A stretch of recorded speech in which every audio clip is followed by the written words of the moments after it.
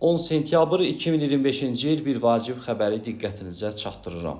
Səhifəni takib edin və paylaşın zəhmət olmasa. Hava limanından şəhər istiqamətinə taksi ilə sərnişin daşımada yalnız dövlətə məxsus Bakı Taksi Xidməti şirkətinə icazə veriləcəyi haqqında məlumatlar yayılıb. Bununla bağlı Azalın anlaşılmaz bir açıqlamasına istinad olunur.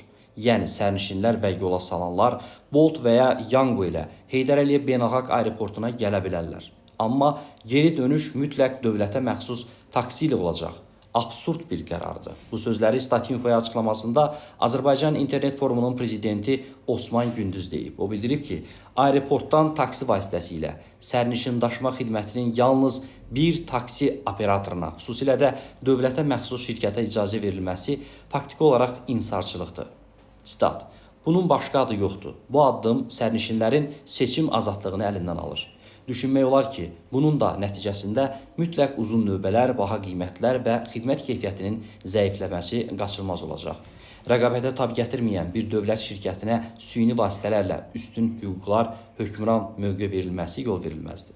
Onun sözlərinə görə taksi bazarında vətəndaşların qanuni mənafelərinin və hüquqlarının pozulmasına gətirib çıxaran və rəqabətsiz mühitin formalaşmasına səbəb olan hərəkətlər Rəqabət Məcəlləsinin tələblərinə ziddir. Stat.